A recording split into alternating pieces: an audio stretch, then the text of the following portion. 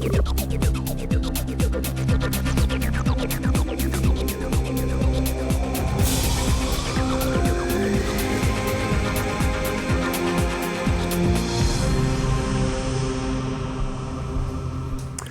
tal? Muy buenas noches. Bienvenidos al Cascabel en 13.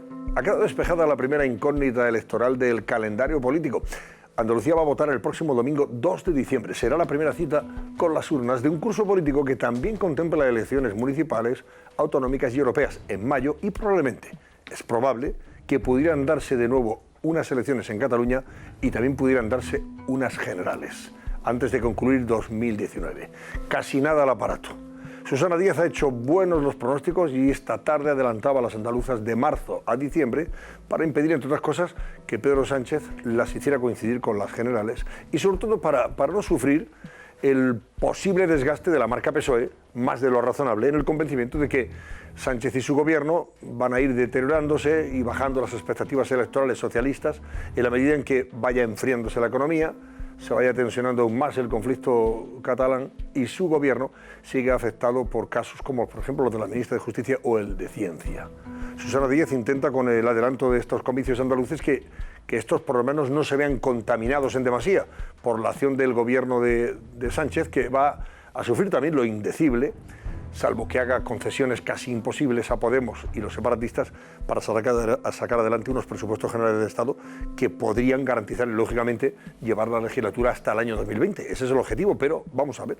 Si no hace concesiones muy imposibles, incluso en el caso de los separatistas, vamos adelanto electoral esta tarde. Susana Díaz también ha insistido varias veces en que espera que se hable de los problemas de Andalucía, pero sin dañar la imagen de Andalucía. Que se hable con respeto de Andalucía, en referencia a los líderes que puedan recalar durante la campaña electoral. Y, por ejemplo, que se defienda y se hable bien de Andalucía y de los andaluces. Bueno, en el Partido Popular y en Unidos Podemos se han preguntado si para Susana Díaz hablar mal de Andalucía o de los andaluces es hablar de escándalos tan lamentables e indignantes como ese de la FAFE, esa empresa de la Junta teóricamente encargada de ayudar a formar parados para encontrar trabajo, cuyos dirigentes, según han publicado varios medios y han denunciado, se dedicaron a visitar algunos prostíbulos en Sevilla, Cádiz y Córdoba y gastarse con cargo a las tarjetas de la entidad unos miles de euros de dinero de todos en juergas. En fin, un caso muy deprimente y lamentable, además de delictivo desde cualquier óptica moral, ética y política. Luego vamos a comentar todo esto, pero antes voy a pedirle a Lucía Crespo que precisamente nos plantee el barómetro de hoy ante la cita electoral del 2 de diciembre en Andalucía. Muy buenas noches, Lucía. Muy buenas noches, Antonio. Como bien dices, los andaluces votarán el próximo 2 de diciembre. En los pasados comicios, Susana Díaz gobernó con el apoyo de Ciudadanos. Y hoy les preguntamos a nuestros espectadores acerca de las dos coaliciones que posiblemente podrían ponerse al frente del gobierno una vez que los andaluces acudan a las urnas. ¿Qué coalición de gobierno cree que gestionaría mejor el futuro de Andalucía? ¿PSOE y Ciudadanos o PP y Ciudadanos? Desde ya están abiertos nuestros teléfonos. Si considera que la coalición PSOE-Ciudadanos gestionaría mejor el futuro de Andalucía, marque el 905-855-001. Si por lo contrario cree que se trata de PP y Ciudadanos, marque el mismo número, pero acabado en 02, 905-855-002. Ya sabe que puede seguirnos en nuestras redes sociales, en Twitter, @elcascabel13, y también puede seguir la tertulia de esta noche y comentarla con el hashtag elcascabel8o. Destacaremos luego alguno de vuestros comentarios en redes. Bueno, muy bien, Lucía, interesante la pregunta. Esa es la pregunta de nuestro barómetro para que ustedes participen. Tendremos posibilidad incluso de comentarla. Vean también el avance de algunos de los temas que hoy les ofreceremos en el Cascabel. El gobierno prepara sus presupuestos más sociales, anunciando subidas de impuestos como estos. Estamos hablando del de transacciones financieras, estamos hablando de la tasa Google, el impuesto a la banca. Todas estas cuestiones están puestas encima de la mesa de... ¿Cuánto nos costarán? ¿Quiénes lo pagarán? Nos lo cuenta José María Gay de Liébana, esta noche en el Cascabel. Fiestas de cumpleaños. Médicos ajenos a la prisión. Visitas de autoridades. Un informe advierte sobre la situación de los presos independentistas en la cárcel de Lledoners. ¿Reciben un trato especial? Nos cuentan sus condiciones los funcionarios de prisiones. A continuación.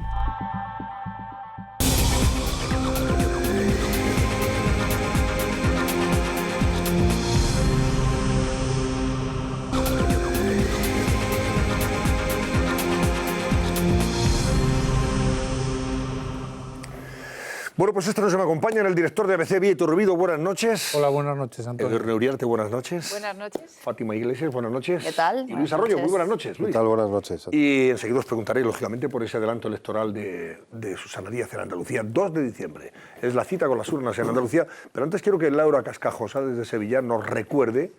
Laura, ¿está por ahí? ¿Sí?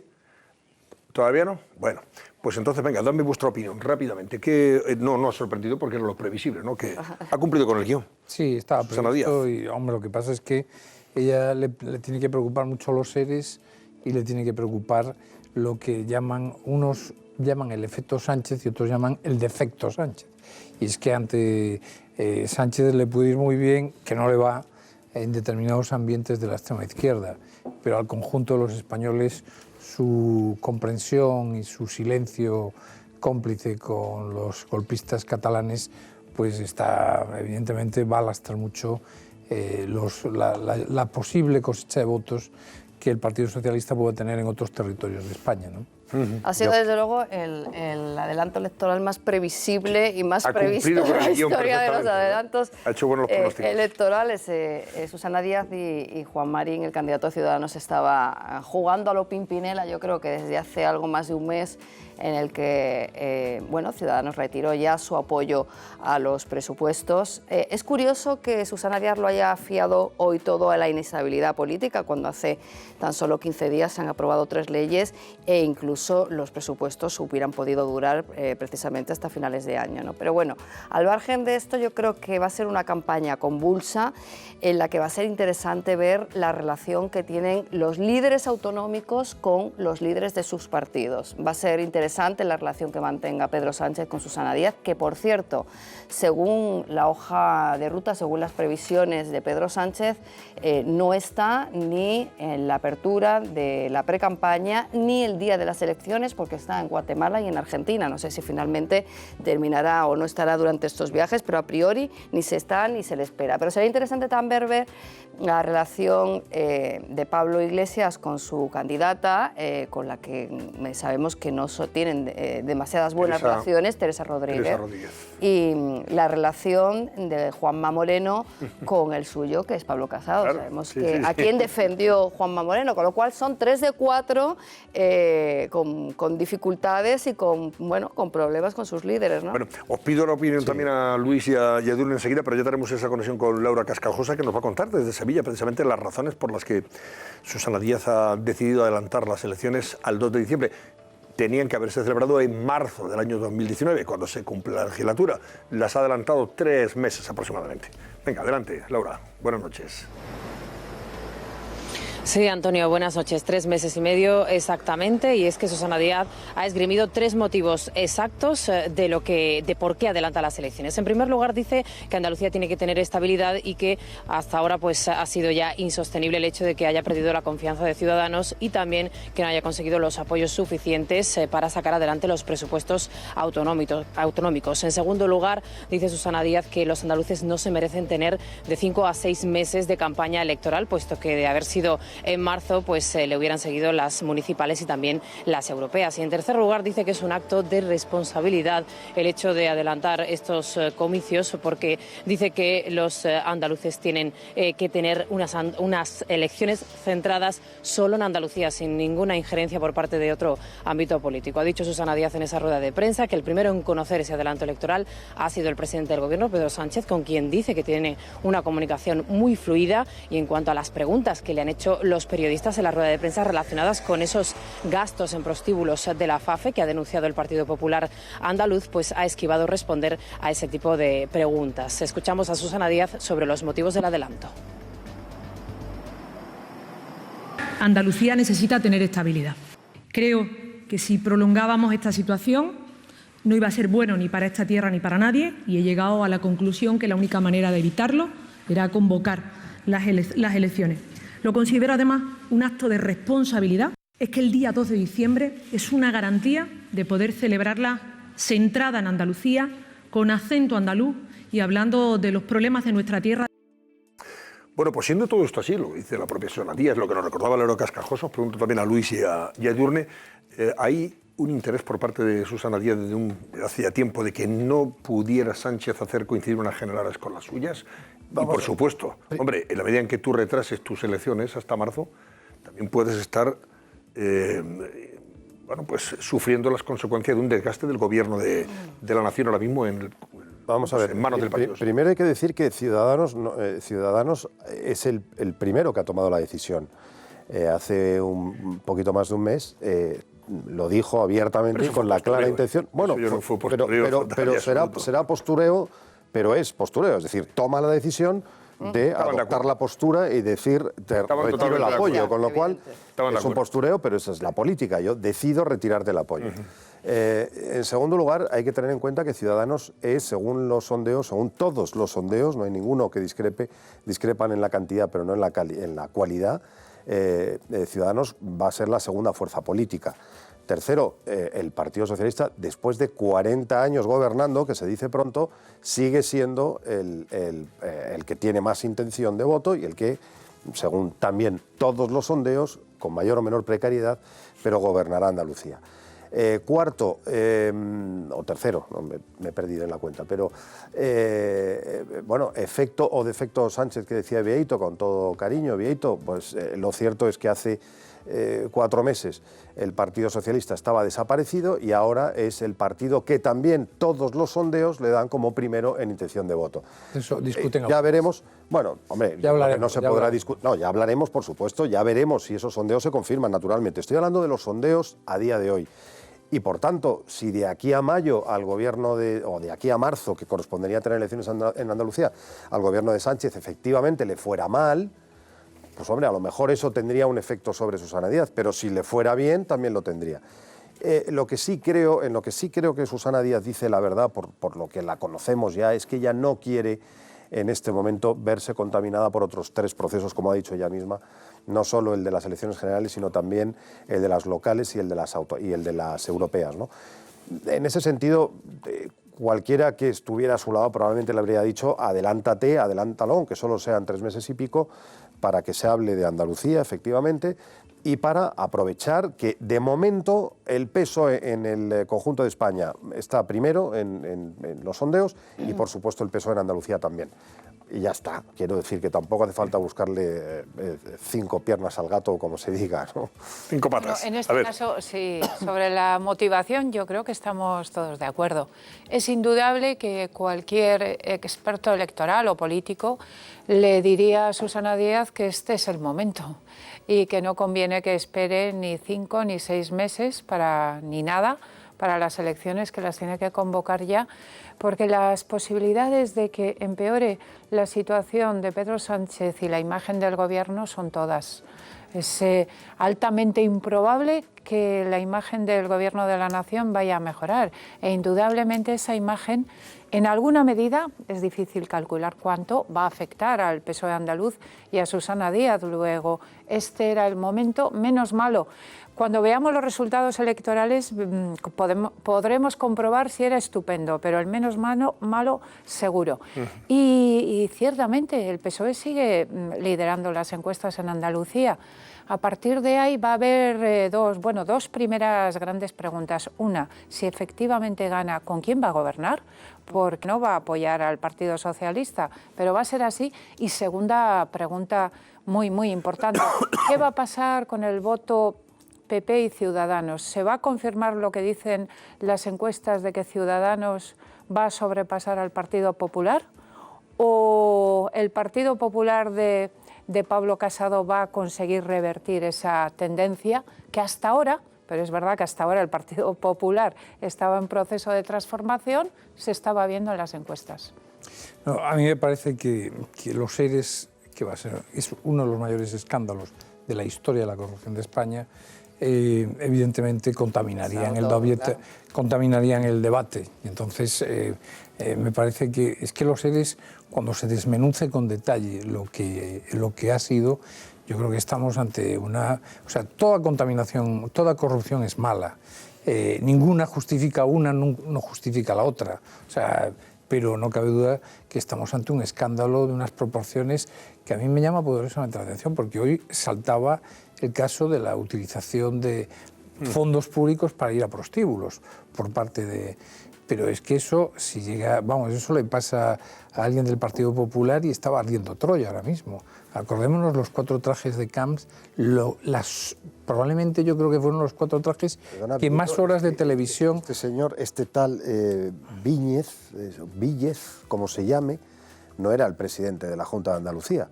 No, pero este es que a mí señor, me vale... Este señor que era el gestor de la famosa fundación de la FIFE esta, perdón por los nombres, la FAFE, ¿no? Completamente extinta ya, estamos hablando de un caso de hace 10 años, este tipo fue cesado hace 6 años ya. Sí, pero bueno, no es el presidente de la Generalitat. O sea, quiero decir que hacer una comparación de que un cretino, un presunto cretino, en fin, si se confirman los datos, que por cierto no son tampoco de los medios de comunicación, son del sumario, están en la investigación de la UCO y han sido aportados hace unas pocas semanas por la propia Junta de Andalucía, ¿eh? Es decir, que no estamos hablando de nada ni secreto, ni una investigación nueva, es algo que está sub iudice, que está en los juzgados, que se está investigando, que está clarísimo. Unos impresentables se fueron a prostíbulos y se gastaron 30.000 euros. Sí, pero la gravedad de la acusación está años luz de la de los trajes. Nada que ver tampoco. Yo sigo con mi argumento. Vamos a ver, en Andalucía hay una cultura de una gestión pésima de los recursos públicos, hasta el punto de que estamos 40 años con la misma administración y probablemente una de las zonas más privilegiadas por la naturaleza de toda España, que es Andalucía, por su clima, por sus costas, por su propia agricultura. Fíjate, por su interior, que es magnífico. Por eso, es decir, y sin embargo lidera el paro en la Unión Europea. En la región de la Unión Europea con más paro registrado. Puede ser que haya subterráneo, lo cual también nos volvería a añadir más al argumento que yo mantengo de que efectivamente se necesita un gran cambio en Andalucía, que no se va a producir. Que no se va a producir... Oye, por favor, dejadme hablar, porque ya es que... entonces, como vengo diciendo, a mí me parece que efectivamente ese es el gran debate que tiene que haber en las elecciones andaluzas, donde evidentemente las encuestas dan al Partido Socialista como posible ganador, a Ciudadanos con una remontada que con toda seguridad le da sorpaso, todo apunta que sí, al Partido Popular. Ahora bien, yo creo que el Partido Socialista tiene la necesidad forzosamente de apoyarse o en Podemos o en Ciudadanos. Y Podemos no parece que vaya a tener los votos suficientes, con lo cual Ciudadanos ya va a jugar otro papel muy distinto, porque Ciudadanos, en función de los errores o aciertos que tenga en Andalucía en el postelectoral, después de las elecciones, inmediatamente va a tener que hacer mucho en municipales y autonómicas de mayo. Es decir, en función de lo que acierte o desacierte en la toma de decisiones después de las elecciones, eso le puede influir. Le va a marcar su hoja de ruta. Sí. Déjame que vaya a la publicidad. Fátima, os voy a preguntar, por cierto, ya que lo ha planteado de alguna forma Iturbide en su exposición, si esa campaña... Hoy ha insistido mucho Susana Díaz a la hora de anunciar el adelanto electoral y justificarlo, ha insistido en que debe centrarse la campaña en hablar de Andalucía, en que hablemos bien de Andalucía, lo ha dicho así además, espero que hablemos bien de Andalucía, que defendamos esta tierra, que hablemos bien de los andaluces, que hablemos de los problemas que tiene esta tierra, pero que lo hagamos sin dañar la imagen de Andalucía. Y los líderes nacionales que aparezcan por Andalucía durante la campaña, que hablen con respeto, Toca hablar de Andalucía, todo eso está muy bien. Entonces, ¿de qué se tiene que hablar en una campaña en Andalucía de cara a esas elecciones? De los problemas reales de Andalucía, que son, bueno, pues el paro, evidentemente, eso es uno de los principales problemas, pero también se puede hablar o se debe hablar del tema de los escándalos de los ERE, o eso ya no toca. Os lo voy a preguntar después, que cada partido decida en consecuencia. Ponemos enseguida, tomen nota porque el avisador de radares de F15 es fundamental para que ustedes no pierdan puntos y sobre todo no pierdan dinerito. Susana Ollero, Cuenta Blanda, recuérdalo.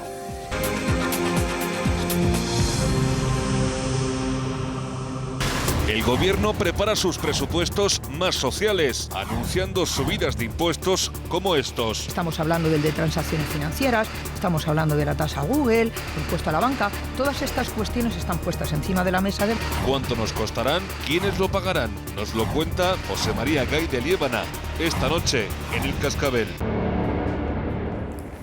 Presupuestos expansivos también anunciaba Susana Díaz si gana las elecciones. Expansivos suponen más gasto, evidentemente. Expansivo es lo que se tiene que anunciar. Tirar de beta, que se llama. Si quieres ganar elecciones, Claro, eso es lo único que puedes ser. Bueno, pero una vez que las has ganado, pero una vez que las has ganado ya, luego ya te... Exactamente, ya tienes que hacer lo que el sentido común y el dinero y la caja te permitan. Pero bueno, hablando de lo que está... de los seres, de los problemas de Andalucía, que quiere Susana Díaz que se centren la campaña electoral, ¿va a girar en torno a todo esto? Es evidente que todos los partidos políticos van a utilizar el tema de los seres como un arma arrojadiza, entre otras cosas porque además Susana Díaz ya no es tampoco la estrella ascendente del 2015, es una figura que de alguna manera también se ha desgastado en esa lucha intestina que tuvo con Pedro Sánchez, de la que salió un secretario general que fue él y en la que perdió ella una secretaría general, ¿no? Y no olvidemos que es que tiene a dos altos cargos en la Junta de Andalucía sentados en el banquillo por prevaricación y por malversación. Esto es algo que desde luego en campaña no se va a olvidar. Pese a todo, oye, tampoco nos olvidemos que yo creo que Andalucía es la única región de Europa, si no me equivoco, donde ha gobernado el mismo partido político durante los últimos 35-37 años. Y esto pues es también algo para hacérselo mirar, ¿no? Decías tú, Edurne, repetir el matrimonio con Ciudadanos o ir hacia un enlace con Podemos. Pues yo creo que siendo la relación con Ciudadanos como es muchísimo peor la que tiene hoy el Partido Socialista con el partido de Podemos en Andalucía, con lo cual pocas opciones quedan en este sentido, a mi modo de ver.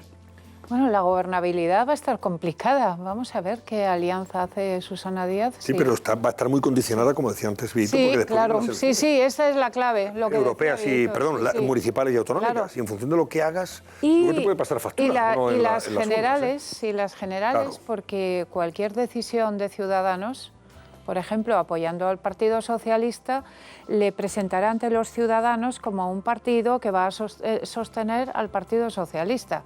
Luego es improbable, diría, por lo menos tal como están las cosas hoy, que esa alianza se pueda formar en Andalucía.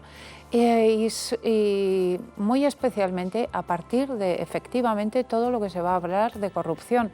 Claro que se va a hablar mucho de corrupción. Cuando el Partido Socialista a nivel nacional ha hecho una moción de censura que ha triunfado al Partido Popular en España y lo ha echado del gobierno por una frase en una sentencia. O sea que como haya una frase en una sentencia de los ERE que diga que todo el Partido Socialista, o una generalización, una sola frase, estaba afectado por los ERE andaluces, y desde luego los datos hasta ahora son tremendos, son contundentes, si el Partido Socialista es coherente se tendrá que ir. Vamos a ver cuánto dura ese gobierno, según la teoría de Pedro Sánchez, y como haya una frase en esas sentencias que evidentemente van a ser graves, vamos a ver qué ocurre. Sí, no, es verdad que es una frase en una sentencia. El problema de la frase es que ni siquiera es una frase, es una palabra, culpable.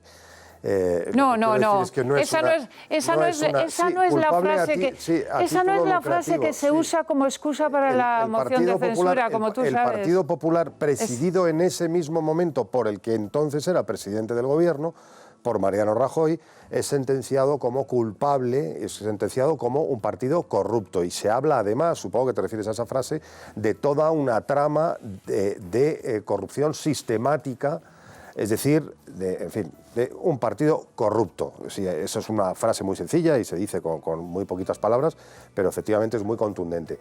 Creo que los ERE, siendo un asunto grave, gravísimo, afecta no al gobierno actual de la Junta de Andalucía, no al PSOE actual que gobierna en Andalucía, Es verdad que hay dos expresidentes sentados en el banquillo, vamos a ver qué es lo que dice la sentencia, pero también creo, francamente, desde el punto de vista electoral, me da la sensación de que los SERE están ya bastante amortizados. No es la primera campaña electoral en la que se habla de corrupción, o se hablará, por supuesto que se hablará de corrupción. Naturalmente no hace falta que Susana Díaz dé permiso, porque en una campaña electoral, en una democracia, hay que recordarlo, son 40 años de gobierno del PSOE, sí, pero alguien va a dudar de que han sido procesos todos ellos perfectamente legales, perfectamente... Vamos a pensar que es que los andaluces son tontos porque siguen votando al Partido Socialista 40 años después. ¿Por qué, qué es lo que nos tenemos que hacer mirar, digamos? Pues, oye, pues resulta que no ha habido nadie que haya sido capaz es un caso de plantarle evaluar, cara, no digo que no pongo ninguna sombra de sospecha en nada. Insisto en que es la única región europea que ha tenido el mismo partido gobernando en los últimos 40 años. Y esto, bueno, es algo en lo que hay que poner el acento. Yo no pongo ningún tipo de sospecha en nada, pero es así, es cierto. Es objetivo, vamos. Sí, no, por supuesto, sí. No, que yo creo que sí hubo algún territorio... Yo no recuerdo si la Alta Sajonia, la Baja Sajonia estuvo casi 40 años con los socialdemócratas, no hasta ahora, sino hasta hace unos años, desde que había elecciones libres después de la Segunda Guerra Mundial en Alemania. Pero no, me suena que duró casi 40 años también los socialdemócratas. Pero dicho esto, yo sí creo que va a centrar mucho el debate. Cuando Susana Díaz dice, no hablemos mal de Andalucía, lo que está es intentando decir, no habléis de la corrupción de Andalucía. Y evidentemente, ir a prostitutas con dinero público es gravísimo. Haya ocurrido hace 10 años o haya ocurrido hace 10 meses, es gravísimo. Es que además el Partido Socialista le está poniendo un acento especial en la no explotación de las mujeres. El señor Sánchez tiene una enorme sensibilidad hacia esa cuestión, como la tiene la ministra de Trabajo, que reconoció que le habían metido un gol, como de hecho todo el movimiento que hay en torno a la defensa y a la dignidad de la mujer. Por tanto, yo sí creo que ese va a ser un tema que se va a utilizar, como se va a utilizar el tema de que los recursos públicos en la zona de Europa con más paro registrado, que era dinero precisamente para hacer viables empresas, para hacer viables precisamente zonas como la Bahía de Cádiz, que estaba muy deteriorada desde el punto de vista de trabajo, pues todo ese dinero acabó en el bolsillo de otras personas, pero no acabó, por acabar acabó en socialistas vascos que se apuntaron a ERES de bodegas del puerto de Santa María, de socialistas ingenieros madrileños que militaban en el PSOE que acabaron en un ERE de Jaén. En fin, es un escándalo enorme, como son cualquier otro de los de corrupción, pero evidentemente está siendo juzgado. Evidentemente, efectivamente, ya ella se ha preocupado de adelantar las elecciones para que no coincidan con la sentencia, pero me parece que sí va a ser una cuestión que va a centrar mucho el debate. ¿Me permites una cosa muy rápida, que tenemos Antonio? que seguir avanzando. Sobre el pasado y presente que decía Luis, hay que recordar que la moción de censura de Pedro Sánchez se sustentó en una sentencia sobre unos hechos ocurridos, ¿cuántos años eran? 15, 16, 18, ni lo recordamos. Los ERE, en ese sentido, son plenamente presentes y afectan totalmente al PSOE de Susana Díaz. Bueno, vamos a ver qué pasa. Vamos a ver si centran o no esa campaña. En cualquier caso, ahí están ya planteadas las elecciones. Hoy se ha comentado mucho también unas declaraciones del expresidente del Gobierno, José María Aznar, esta mañana en COPE, con Carlos Herrera. Y el señor Aznar no ha desaprovechado la ocasión para decir que él, en su día, legó un Partido Popular o un centro-derecha unido, referente a que entonces estaba el PP y nada más el centro-derecha, y hoy Casado ha heredado un centro-derecha fracturado, dividido en tres. Pues tenemos por un lado el PP, por otro tenemos a Ciudadanos y por otro Vox, partido que este fin de semana protagonizaba un acto en el que miles de personas llenaban, abarrotaban esa plaza de toros de Vista Alegre y ha sido objeto, lógicamente, de atención y muchos comentarios. A medida que también las siglas de Vox ya se han colado en algunas encuestas, incluida la del CIS, con posibilidades de sacar representación en el Parlamento de la Nación o en el Parlamento Europeo, que puede sacar diputados. Vamos a ver, Susana Ollero, cuéntanos cómo está ese asunto y recordamos las declaraciones de Aznar hoy en COPE, con Carlos Herrera. Pues sí, Antonio, la derecha está dividida, esa es la tesis del que fuera presidente del Gobierno, José María Aznar. Lo ha dicho esta mañana en el programa de nuestro compañero Carlos Herrera. Vamos a escucharle. Yo legué un espacio electoral unido. Hoy ese espacio está troceado en tres: el Partido Popular, Ciudadanos y Vox. Y eso no es una buena noticia, es una muy mala noticia. Vox era un partido inexistente hace un año o hace 12 meses, prácticamente irrelevante, y hoy ha asomado la cabeza. Pues Aznar habla del crecimiento de Vox, en concreto de este que están viendo. Son los datos del CIS que publicaba a finales del mes de septiembre. Bueno, pues aquí Vox aparece por primera vez en las quinielas con nombre propio, con un 1,4% de esos sufragios de celebrarse elecciones generales. Por delante, como ven, del PNV y de Bildu, que obtendrían el 0,9 y el 1,1 de los sufragios. Bueno, pues este 1,4% representaría en votantes a unos 425.000. Según una encuesta que ha realizado La Razón y que publicará la semana que viene, que veremos en unos días. Bueno, pues estos sufragios, ¿de dónde le llegan a Vox? Pues le llegan del Partido Popular y de Ciudadanos, que no levantan cabeza en las últimas encuestas. De hecho, según el CIS, el Partido Popular obtendría el 20,8% de los votos y Ciudadanos el 19,6%. La suma de los dos no conseguiría aglutinar los esfuerzos suficientes para ganar a la izquierda en las próximas elecciones generales. Así que se trata de una derecha más frágil que, según los expertos, Vox podría aprovechar para hacerse cada vez más fuerte. Sin embargo, al presidente del PP, Pablo Casado, parece que no le preocupa, aunque esta mañana ha hecho ya un llamamiento a la concentración de votos. Escúchenle. Que yo respeto cualquier otro partido y sobre todo cuando defienden la unidad nacional y la Constitución española, que están en el centro izquierda, en el centro, en la derecha o en la derecha, bueno, pues más, digamos, en este caso nueva, pues yo siempre he dicho que aún así, por el bien de España, sería bueno concentrar esos esfuerzos y optimizarlos, porque todos sabemos que al final los votos que no alcanzan un escaño muchas veces han ido a parar a un escaño para Podemos, por ejemplo.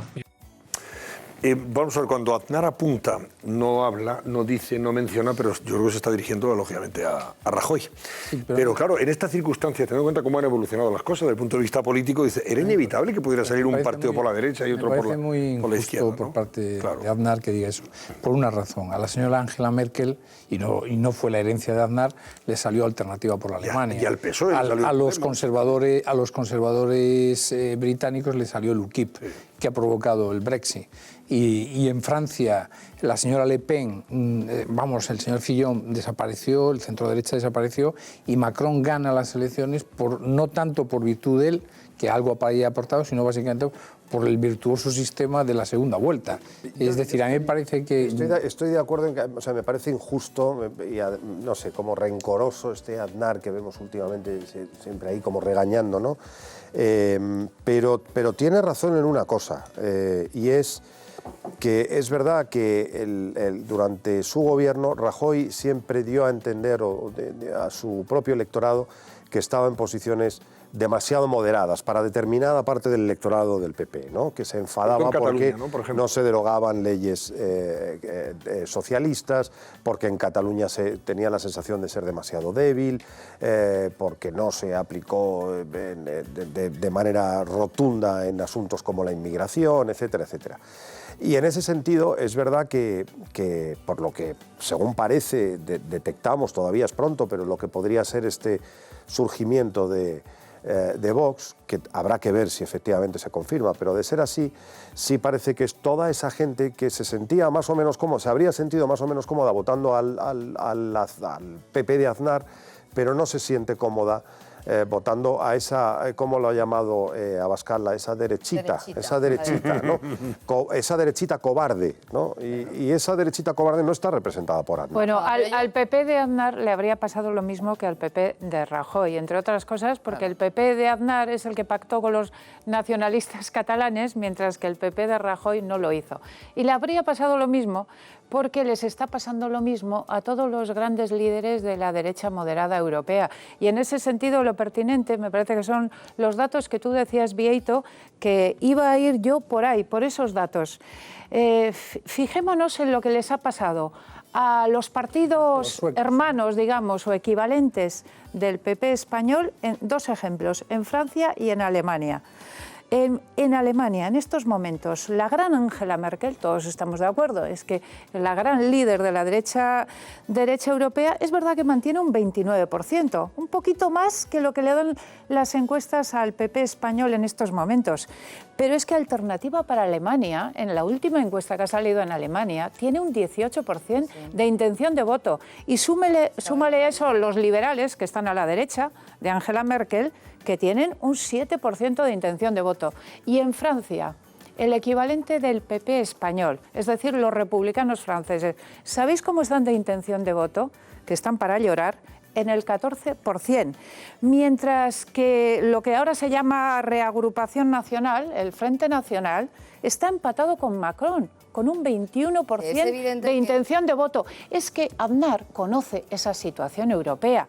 Lo que pasa que ese enfrentamiento con Rajoy le nubla el análisis, porque él sabe que si él fuera el presidente del PP hoy en España, él estaría exactamente igual. No solamente eso, a ver, hay una cuestión razonable, que es que cuando un país se enfrenta a problemas como la migración o la migración ilegal en ese sentido, que es lo que quiere decir Vox, o problemas identitarios nacionalistas como el que estamos viviendo con Cataluña, crecen los extremismos, tanto por la derecha como por la izquierda. Es verdad que Vox no se puede entender sin entenderlo dentro de un panorama internacional, en el salvinismo de Italia, en el lepenismo de Francia o incluso en el trumpismo de Estados Unidos. Ahora, yo creo que también debemos ser conscientes un poco de lo que es Vox al margen de este acto en el que había pues mucha gente, es verdad, pero que no deja de ser un acto en el que había 10.000 personas y con una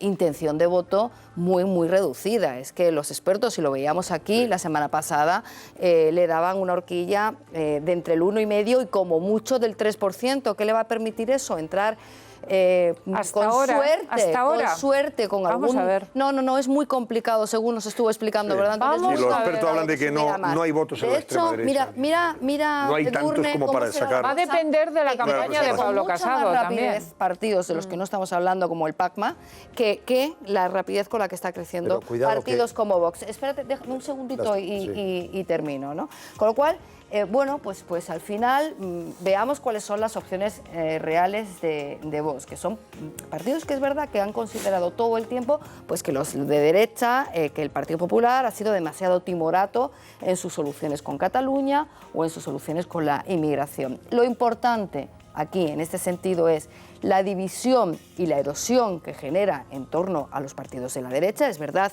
que a quien beneficia es a la izquierda, clarísimamente, y fundamentalmente, y uno de los problemas más graves que veo yo es que puede inducir a que los partidos, tanto por la derecha como por la izquierda, endurezcan su discurso en temas como la inmigración y caigan en el populismo. O en temas como el antifeminismo o en temas que exactamente por donde quieren tirar. Casi todos los expertos de Sigma 2, de GAF3, de Metroscopia, es verdad que en la encuesta que se han hecho en estas últimas horas, pues sí, coinciden, que dicen que no debe preocupar al PP. No debe representar. Porque dicen que en la extrema derecha no hay votos para no en España y no en este momento. Hacerle temer al PP que pueda arañarle de 1 o 2 escaños, ¿no?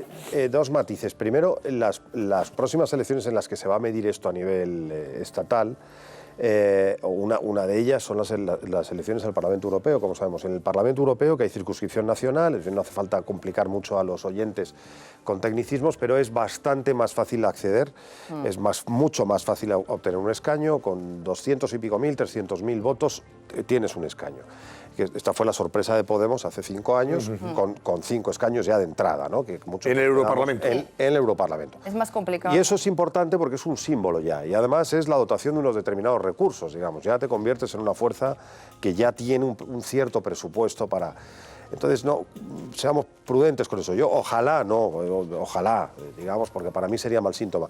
Pero quiero insistir perdón por volver a lo anterior, yo sigo insistiendo en que creo, y tampoco sirve de mucho el ejercicio, porque ya ha pasado mucho tiempo, pero insisto en que me da que Aznar sí actuaba como un cierto cortafuegos de la derecha más derecha, no lo quiero llamar tampoco extrema derecha, pero de la derecha más derecha. Y la prueba está en que el lanzamiento de Vox se hace por alguno de los importantes líderes del PP de Aznar que se sienten marginados o se sienten despreciados por el PP de Rajoy. Vidal Cuadras en particular, por ejemplo, pero también algunos otros líderes que también se sienten despreciados como Ortega Lara y compañía. O sea que yo sí creo que Aznar hacía ese papel que Rajoy probablemente no supo hacer, o al menos creo que eso es lo que él cree, creo que es lo que Aznar cree cuando dice yo dejé un partido unido. A mí me parece, insisto, sobrado, arrogante y probablemente ni siquiera justo, pero sí entiendo cuál es el motivo. Él se sitúa en el imaginario del PP en un rango más a la derecha que Rajoy, y eso es lo que yo creo que él quiere decir. Venga, Vito, que vamos a ir yo quería decir, pasando en primer lugar, efectivamente, yo creo que Vox, según los estudios, salvo Madrid, que en Madrid se podría conseguir un escaño. Es un partido ahora mismo más barato. Es un partido de Madrid fundamentalmente. No conseguirían el resto del territorio, con lo cual que cabe la posibilidad, claro, que tú votas a Vox, que es legítimo, pero pasó en Madrid. Es decir, con los 9.000 votos que Vox le llevó a Esperanza Aguirre, hoy Esperanza Aguirre sería la alcaldesa de Madrid y sin embargo no lo ha sido. Es decir, hoy tendría el Partido Popular y Esperanza Aguirre serían los titulares de la ciudad, de la capital de España, y no lo son porque Vox le llevó 9. O sea, hubiera sido alcaldesa de Madrid con esos 9.000 votos que le faltaron al PP. Yo creo que de todos modos Vox, su discurso está más centrado básicamente en la idea de la unidad de España y en no ceder, porque el debate de la inmigración todavía en España no tiene las características o no hay el nivel de intensidad que tiene en Italia o que tiene en Alemania con los refugiados o que tiene incluso en Francia. Yo creo que no es el caso de España. Habrá, y además el tema de la inmigración es muy serio para España, nosotros estamos a 14 kilómetros de la frontera de África. No preocuparnos por esa cuestión en los próximos 10 años pues es un poco de irresponsabilidad. Pero yo, por terminar con Vox, a mí me parece que Vox efectivamente nace de una escisión de mucha gente del Partido Popular, pero su mayor aporte en el debate hoy en España es básicamente el redefinir el estado de las autonomías. Es decir, que las autonomías no tengan esta especie de enorme peso que tienen en la... Ahora, eso es imposible, suprimirlas como pide eso. Que desaparezcan. Eso es un diagnóstico que puede ser acertado, pero como sin embargo, yo le doy... pero evidentemente la solución es imposible. Sin embargo, yo le doy, además de, obviamente, la cuestión de la unidad nacional y la crítica al estado de las autonomías, yo le doy una enorme importancia al debate sobre la inmigración. A mí me parece que todas las posibilidades de crecimiento de Vox están ahí, porque ¿por qué han crecido Alternativa para Alemania? ¿Por qué ha crecido en Alemania? ¿Por qué el Frente Nacional francés, bueno, Reagrupación Nacional ahora, tiene una fuerza creciente? Se perciba con esa gravedad que quiera darle, por ejemplo, Vox, ni mucho menos. Hace 15 años, hace muchos años, cuando estaba Aznar, ese no era el debate europeo. Ahora, en estos momentos, el debate europeo es la inmigración. Y si están triunfando Salvini y compañía en Italia, si están creciendo Alternativa para Alemania, si están creciendo el Frente Nacional, es por el debate de la inmigración. Y aquí en España mi valoración es que o el Partido Popular sabe tratar bien ese asunto, o Vox le puede quitar en el futuro muchos votos. Vamos a ver qué pasa. Oye, esta semana se va a presentar el gobierno el proyecto de presupuestos para 2019 con la intención de Sánchez de sacarlos adelante. Evidentemente, si pudiera sacar adelante esas cuentas del Estado para el próximo año, eso le garantizaría seguir en la Moncloa hasta 2020 sin despeinarse. Ya tendría los presupuestos, podría seguir haciendo la gestión, evidentemente, y podría convocar elecciones en marzo o más allá, incluso del 2020. ¿Qué presupuestos quiere sacar? Hombre, pues son unos presupuestos que dependen fundamentalmente de Podemos y de los separatistas. Unos y otros tienen que avalarlos, si no, esas cuentas no salen adelante. ¿Qué sugiere Sánchez para convencer, por ejemplo, a Podemos y a los separatistas? A ver, Susana Ollero, ¿qué se ha avanzado sobre lo que va a presentar esta semana el Gobierno? Pues Antonio, a puntito de salir del horno, así es como están los presupuestos generales del Estado, según Pedro Sánchez. Ayer ya anunció que esta semana conoceremos las líneas básicas de esos presupuestos para el año que viene. Sánchez dio algunas pistas de cómo serán, se las enseñamos. Según el presidente, van a apostar por igualar los permisos de paternidad y de maternidad, por instalar la educación universal de 0 a 3 años, por bajar el IVA para algunos productos, como ya se acuerdan en los de higiene personal femenina, y también reducir el déficit público. Sea como fuere, los ministros han seguido dando pistas sobre estos presupuestos, en concreto sobre nuevas subidas de impuestos. Aquí lo tienen. Esta mañana la ministra de Trabajo, Magdalena Valerio, ha hablado de la creación de impuestos especiales para garantizar las pensiones. Escuchen.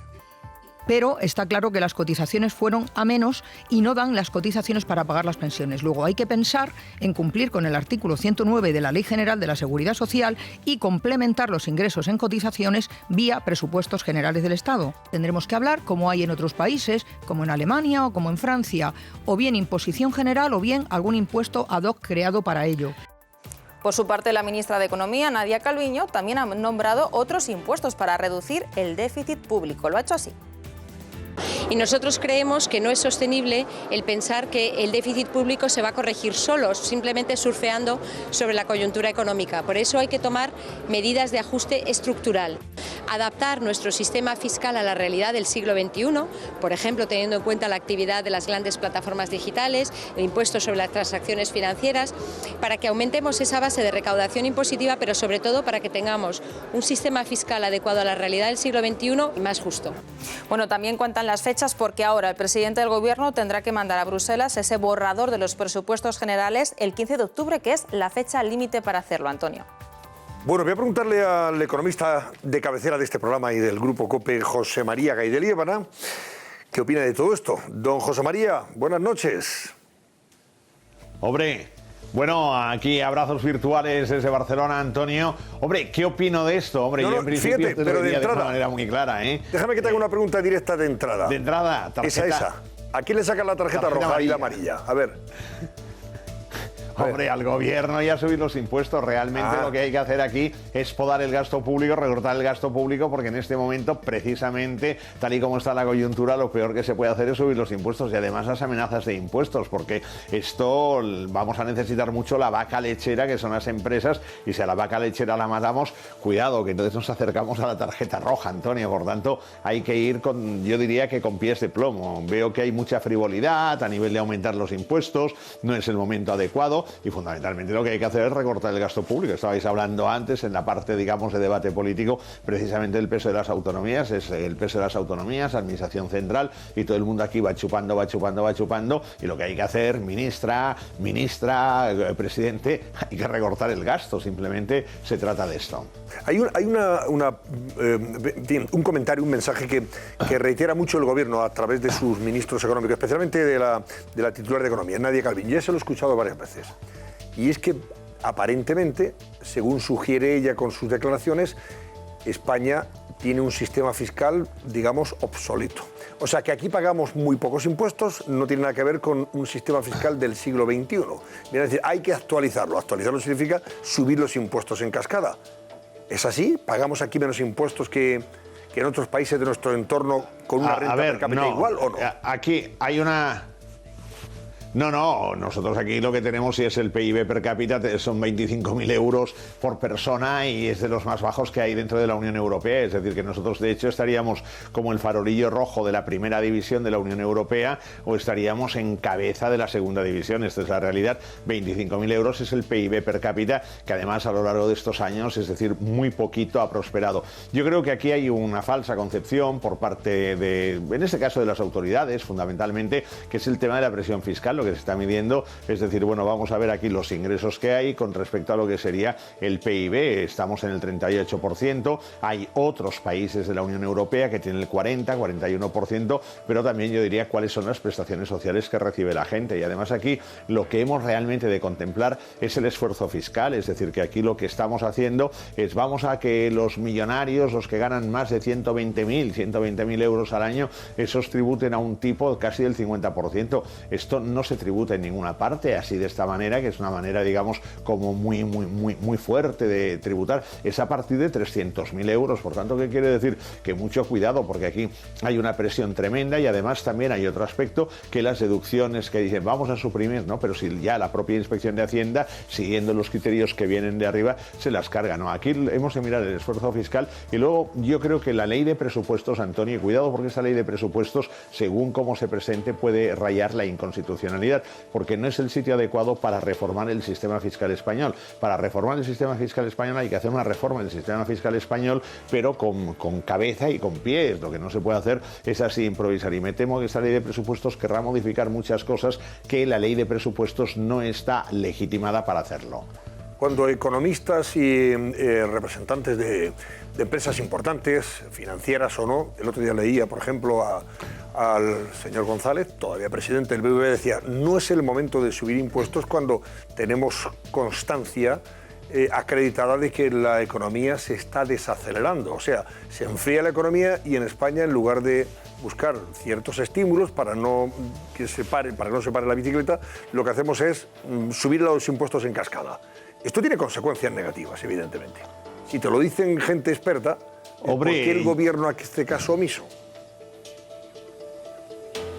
Sí, fíjate, Antonio, hoy ha salido también el informe de la OCDE. Mañana vamos a tener el informe del Fondo Monetario Internacional sobre perspectivas económicas, pero hoy el de la OCDE confirma que España es el país que va más rezagado en cuanto a lo que sería, digamos, el tema de impulso económico. Por tanto, quiere decir que nuestra economía se va a quedar un poquito fuera de juego. Como está prácticamente la economía de muchos países de la zona euro, pero Alemania está, pues bueno, un poco así estabilizadita, ¿no? Pero la nuestra va a ser floja. ¿Por qué? Porque la nuestra es más débil en este sentido, y es más débil porque aquí tenemos un tema de lo que ha sido el IPC, los precios, la inflación que se está notando, tenemos un problema de demanda exterior y el precio del petróleo. Pero cuidado, porque además tenemos otro aspecto y se está hablando mucho del déficit público. Ahora todo el mundo está mirando a Italia, pero cuidado que después de Italia van a mirar a España. Y entonces aquí hay un problema que de momento los italianos, como son un poco lanzados, Salvini y compañía, pues bueno, aquí el 2,4% de déficit. Pero claro, para salir de la crisis anterior se ha puesto mucho dinero y la deuda pública es muy elevada. ¿Y qué ocurre? Que después de Italia viene España. Y claro, si nosotros tenemos un lastre de cuentas públicas, de déficit y de deuda pública, esto va a ser, en definitiva, pues una asfixia para la economía privada. Por tanto, ¿qué quiere decir? Que vamos aquí a entorpecer lo que sería un mayor desarrollo de nuestra economía. Por tanto, en estos momentos las perspectivas no son buenas y cuidado porque después de Italia venimos nosotros y cuidado con el déficit público del conjunto de la zona euro y cuidado con el volumen de deuda pública, salvo Alemania, que es la que está más protegida en este caso. Claro, es que el gobierno no nos anuncia una subida de impuestos para garantizar lo que ya tenemos. Dice, no, es que necesitamos subir los impuestos para garantizar lo que hay. No, es para gastar más, es para aumentar el déficit, sin duda alguna. Claro. No, perdón, Antonio, que te interrumpa, no, es el tema del gasto público. Hay que ver, en estos momentos, ¿qué tiene que hacer el gobierno? No puede aumentar el gasto público. Y no puede aumentar el gasto público porque va a tener que recurrir a un aumento del gasto público en los próximos años debido a la coyuntura económica. Y entonces, claro, ese gasto público, hay varias maneras de entenderlo. Hay un gasto público que es el gasto público social. Este es importantísimo y hay que mantenerlo. Hay el gasto público de funcionamiento y hay el gasto público que sobra, que es el que hay que recortar. Pero luego hay que eliminar el que sobra, porque luego hay el gasto público en inversión, y el gasto público en inversión es el que el gobierno, en condiciones normales, si hubiera sensatez, tiene que pensar en poner en marcha en los próximos años para de esta forma animar a lo que sería la economía privada y que por tanto las cosas vayan bien. Pero si ahora el dinero se va a gastar dadivosamente y de forma populista, no vamos a tener ningún colchón para poder gastar en el momento que lo necesitemos. Y el año 2019 veremos cómo va, irá más o menos, pero el año 2020, cuidado que hay elecciones en Estados Unidos y el amigo Trump ahí, vamos a ver qué ocurre, que Estados Unidos va muy bien, pero en 2020 veremos qué ocurre. Y esto puede tener un efecto simpatía hacia España, por supuesto, y hacia Europa, y además la guerra comercial. Por tanto, ahora no gastemos lo que no es necesario gastar. Por tanto, pensemos con la cabeza, que no piensan con la cabeza. Bueno, creo yo. Bueno, a ver, quiere hacerle su amiga Fátima Iglesias una mini pregunta antes de despedirle. Hombre, Fátima un besazo. Buenas noches, profesor. A Fátima.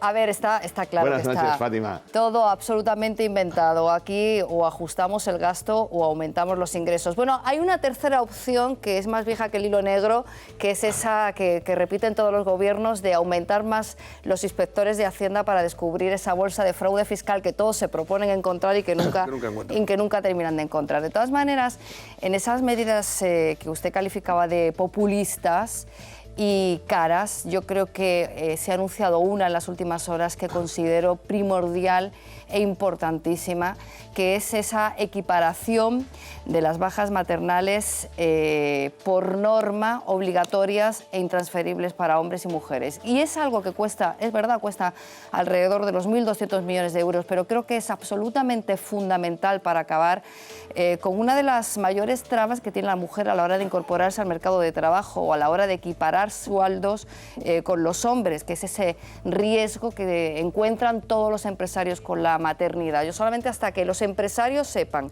que tan arriesgado es contratar a un hombre como una mujer, acabaremos con eso. Ese tipo de medidas bien merecen su coste, profesor.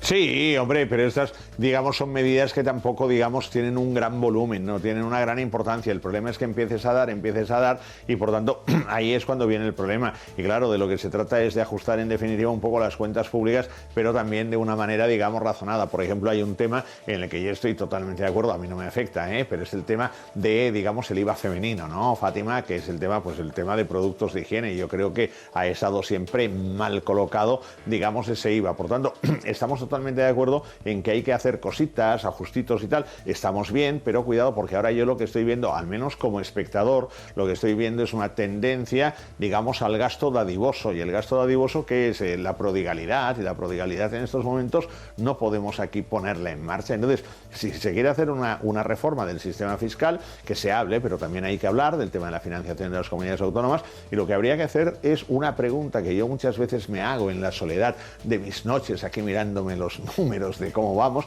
es el tema, ¿quién controla el gasto público? Es que aquí no controla nadie el gasto público. Y cuando digo nadie, dice, hombre, sí, está la Intervención General de la Administración del Estado, que es una grandísima intervención y muy bien, pero ellos simplemente verifican lo que hay. Pero de controlar el gasto público aquí no hay ninguna señoría que esté en el Congreso de los Diputados que sea capaz de mirar las partidas de gasto público y en qué se gasta y cómo se gasta. Nadie lo hace, y los españoles tampoco. Estamos haciendo dejación de nuestras funciones, y por ahí viene el coladero de la economía española, y por ahí vienen las finanzas públicas, que son auténticamente erráticas y deficitarias. Esto es lo que hay que hacer. ¿Quién es el que controla el gasto público? Nadie lo controla, el gasto público. Se lo van cocinando, guisando entre ellos. Por tanto, ahí de nuevo, Fátima, que no para Fátima, pero tarjeta amarilla, tarjeta roja, ahí, Antonio. Bueno, tarjeta amarilla y tarjeta roja al gobierno por los impuestos. Yo ahora le preguntaré a los que me acompañan en la mesa, José María Gay de Líbano, sobre todo esto, que me den también su opinión rápida, pero ahora le tengo que despedir, lógicamente, y desearle que esa marcha triunfal de su español, de su glorioso español, siga tan saludable y tan ayer ganamos al legendario Villarreal. Fructífera. Ya lo sé, por eso les digo, si van ustedes, vamos viento en popa toda vela. Total, pero fútbol... Casi cuando que quieras, Barça, Antonio, te esperamos en Cornellá. Bueno, nosotros estamos a 2 puntos del liderato y cuidado en la próxima jornada porque se nos queda pequeña la liga. A ese español se le queda pequeña la liga. Muy bien, profesor Gay de Líbana, gracias. Buenas Abrazos noches. virtuales para todos. Adiós, Besos. hasta luego, hasta luego. Bueno, ahora si queréis hacemos un comentario sobre este asunto que me parece muy interesante. Sí, ¿no? Después de la publicidad. Okay. Tenemos que hacer una pausa, venga. Y os pregunto algunas de las cosas que ha dicho y comentado el profesor Gay de Líbana. Estamos de vuelta enseguida.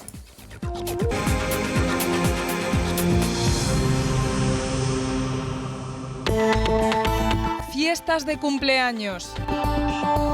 Médicos ajenos a la prisión. Visitas de autoridades. Un informe advierte sobre la situación de los presos independentistas en la cárcel de Lledoners. ¿Reciben un trato especial? Nos cuentan sus condiciones los funcionarios de prisiones. A continuación. Bueno, pero antes vamos a comentar algo sobre los presupuestos. Dice ABC en su portada de mañana 2 de titulares que Sánchez está estudiando ya imponer por decreto su programa económico, ante la posibilidad de que no pueda sacar adelante los presupuestos generales del Estado, ya que dice que si no lograra el apoyo de sus socios para unas cuentas nuevas, prorrogaría los presupuestos de Rajoy y que Podemos amaga con no avalar las cuentas públicas si el gobierno no incluye sus peticiones. Bueno, hablamos con Guy de Líbano sobre este asunto. Es evidente que lo que más llama la atención es esa subida en cascada de impuestos que se nos anuncia y que desde el punto de vista económico está siendo evaluada por los expertos como algo negativo para la propia economía de España y para el empleo, fundamentalmente.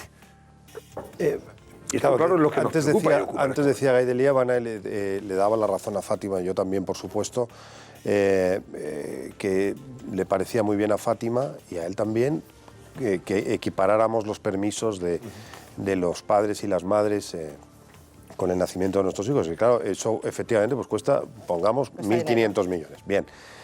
Pero también estamos de acuerdo con bajar el IVA a determinados productos, pero también me imagino que hay mucha gente que está de acuerdo en que las pensiones están para determinadas personas demasiado bajas, con lo cual pues otros 15.000 o 20.000 millones. Y otra gente está pidiendo que mejore la calidad de nuestra sanidad en algunos lugares para terminar con las listas de espera. Y esos son pues otros 5.000 o 6.000 millones, por poner cifras a lo loco. Y eso hace que al final, efectivamente, tengamos que sacar, si queremos producir todas esas mejoras, 35.000, 40.000 millones. El problema es, efectivamente, no por tanto solo de gasto público, sino de dónde sacarlos. De dónde sacarlos. Y hasta donde yo he escuchado, de momento, el Gobierno ha sugerido, uno, subir las rentas más altas, que claro, aquí las rentas más altas no son igual que en Alemania, aquí las rentas más altas, pues en fin, se está hablando de 120, 150.000 euros en el IRPF. Segundo, aplicar un impuesto a las empresas tecnológicas que, por sus características, pues pueden permitirse el lujo de pagar impuestos en Irlanda o no sé, o en Luxemburgo, sino en Delaware o no sé dónde, ¿no? Y por tanto, pues seguir un principio muy básico, el que haga beneficios en España debe pagar en España. Y a eso le han llamado la tasa Google, pero no es la tasa Google, es la tasa que debe aplicarse a todas esas empresas que por sus características tienden a ser demasiado evasivas, por decirlo suavemente, en el pago de sus impuestos. Y luego aplicar un impuesto también a las transacciones financieras. No pasa nada porque en una transacción de unos cuantos cientos de miles de euros se pague un impuesto. Es una vieja propuesta, difícil de aplicar, por cierto, porque si solo se aplica en España, las inversiones tienden a matarse, eso es cierto. Las inversiones se van a otro sitio. Está claro, pero quiero decir que yo hasta ahora no he oído al Gobierno hablar de ninguna tasa que no suene, o que al menos a una parte de la población no le pueda sonar razonable. Es decir, que la gente que más contamina más pague, que la gente que más ingresa más pague, que la gente que por lo que sea tiende a evadir más pague, cuando necesitamos todavía un mayor esfuerzo para cumplir con esas necesidades que todavía tú has suscitado una, pero hay otras muchas y esas necesidades cuestan dinero. Pero estamos Todas las desacuerdo. necesidades hay que mantenerlas Sí, y el problema es que tú subes los impuestos para pagar probablemente una situación como la que puede plantearse este próximo año, porque es electoral, y después a ver cómo lo mantienes. Todo eso, si tiene consecuencias negativas, eso se traduce en desempleo. Y si hay menos gente trabajando, habrá menos dinero para poder pagar todas estas cosas. Es que, y eso es lo que están advirtiendo todas en fin, los expertos. Claro, si al final eso tiene consecuencias negativas para la economía crece menos y crea menos trabajo, hay menos gente trabajando y menos gente cotizando. Si es que es así. Pero también hay expertos que proponen otras alternativas. Bueno, yo me temo que al final yo me voy a fiar mucho más de lo que diga Francisco González, que es el presidente del BBVA todavía, que de lo que me diga Nadia Calviño, fíjate. Esa es una parte de la cuestión. Nadia Calviño era directora general de Pensiones. No es una persona dudosa en cuanto a la ella ha dicho que los impuestos en España no están adecuados al siglo XXI. Ella era directora general. Sí, todo lo que tú quieras, pero está sugiriendo que en España pagamos pocos impuestos. Muy respetado. Yo creo que en España se paga mucho impuesto. Lo que pasa es que se gasta más y se gasta sobre todo lo que no tenemos. Bueno, esa es una parte de la cuestión a la que yo quería ir, las consecuencias de todas esas medidas en la economía. Lo que sí parece es que la mayoría de los expertos, bueno, menos Paul Krugman y alguno más en esa línea, y lo digo con toda la intención, Paul Krugman, que cree que el dinero del mundo es inagotable, y que la receta económica es gastar sin ningún tipo de freno. Pero bueno, este hombre consiguió un premio Nobel en su día, pero obviamente por motivos ideológicos, no por sus análisis económicos. Y decía que, dejando a un lado a Paul Krugman, la inmensa mayoría de los economistas están de acuerdo en alertar sobre las consecuencias para la economía de estas medidas económicas. Pero después yo quería discrepar de ti, Luis, cuando tú decías que estamos de acuerdo en, y tú planteabas una serie de acuerdos. Pero es que hay un desacuerdo de entrada que yo planteo, y es que en lo que estamos de acuerdo muchos ciudadanos es en que el Estado, los gobernantes, gasten aquello que tenemos. Es decir, que no gasten más de los ingresos que tiene el Estado o de los ingresos que puede generar el Estado. Y de que el Estado no gaste o para gastar eleve enormemente los impuestos. Sobre las medidas, por supuesto, hay grandes debates sobre cada una de las medidas que hemos repasado hasta ahora. Yo, por ejemplo, discrepo de la medida de los permisos de maternidad y paternidad equiparables, pero no porque no quiera que haya permisos de paternidad exactamente iguales. ¿De qué discrepo? De la obligatoriedad. ¿Pero qué es esto?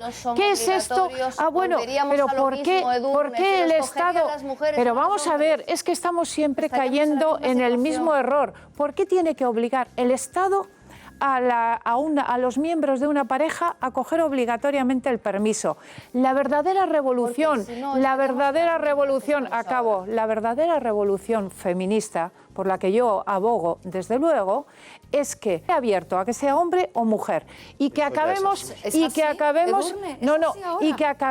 en que en el futuro lo coja también el hombre, pero lo que no se puede, lo que no puede el Estado, lamentablemente lo que no puede el Estado, lo que no debería, puede sí porque lo hace, lo que no debería el Estado es decidir sobre las decisiones de la pareja, meterse nuevamente en las decisiones de una pareja. A ver, bien, y cerramos el capítulo, que vamos a lo de Lledoners. Sí, yo coincido un poco privilegios de los presos independentistas en la cárcel. Entrar exactamente en el tema de la paternidad, yo sí coincido con Edurne en que hay un gran afán de invadir los espacios de intimidad y de libertad, ¿no? Yo creo que la libertad para mí es uno de los problemas que desde luego está en serio riesgo en Occidente en general, pero en España en particular, ¿no? Con lo políticamente correcto y con algunas otras cuestiones.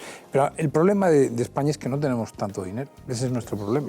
Es decir, tenemos un estado del bienestar que destina, somos el octavo, que es bastante bueno, ojo, de los mejores lo que tenemos, fantástico.